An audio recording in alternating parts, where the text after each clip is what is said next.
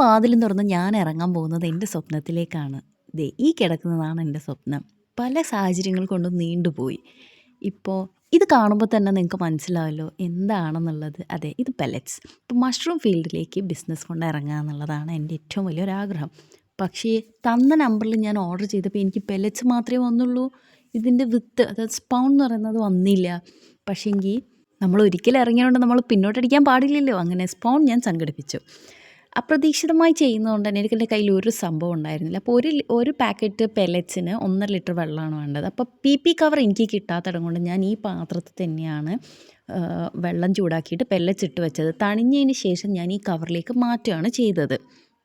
അതിനുശേഷം നല്ലോണം ടൈറ്റാക്കി പിടിച്ചു. കാരണം ആ സ്പൗൺ അതിൻ്റെ അകത്ത് ഇടണമല്ലോ. അപ്പോൾ ഇതാണ് സ്പൗൺ. പൊതുവേ ഇത് നമുക്ക് കിട്ടുമ്പോൾ ചിലയിടത്തിൽ മഞ്ഞ കളറും കറുപ്പൊക്കെ കാണാം. പക്ഷേ ഇത് നല്ല വൈറ്റ് പ്യുവർ നല്ലൊരു സാധനമാണ്. ഇതിന് വരുന്നത് 40 രൂപയാണ് ശരിക്കും വരുന്നത്. പെല്ലറ്റ്സിന് വരുന്നത് 100 രൂപയും. അതായത് 2 പാക്കറ്റ് 50 എന്നുള്ള വിധത്തിലാണ്. അപ്പോൾ അത് ഞാനത് 2 പാക്കറ്റിലാക്കിയിട്ട് ഡിവൈഡ് ചെയ്ത് വെച്ചു. എന്നിട്ട് 2 പാക്കറ്റിൻ്റെയും മേലെ വെതറി കൊടുക്കുകയാണ് ചെയ്തത്. നിങ്ങൾ ശ്രദ്ധിച്ചോ അറിയില്ല, എനിക്ക് കിട്ടിയ 2 പെല്ലറ്റ്സും 2 കളറാണ്. ഒന്നൊരു ഡാർക്കും ഒന്നൊരു ലൈറ്റും. അറിയില്ല നമുക്ക് എന്തിലാണ് ഉണ്ടാവുകയെന്നോ അല്ലെ രണ്ടിലും ഉണ്ടാവുമോ ഒന്നും അറിയില്ല. അപ്പോൾ 2ൻ്റെയും മേലെ കൂടെ വെതറിയിട്ട് പുറമേക്കാണ് ആ കൈ വെച്ച അവിടെയാണ് ശരിക്കും വിത്ത് വീഴേണ്ടത്. പക്ഷെ ഞാൻ ആ വീഡിയോ എടുത്തില്ല.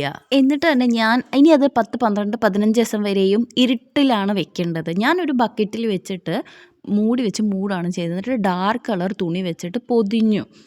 അതിൻ്റെ മേലെ കൂടെ തന്നെ ഞാനൊരു മാറ്റ് അതും കൂടെ വിരിച്ച് പുതച്ചവിടെ വെച്ചു. ഒരു ഇരുട്ട് കിട്ടിക്കോട്ടെ എന്നുള്ളൊരു ഇതിൽ.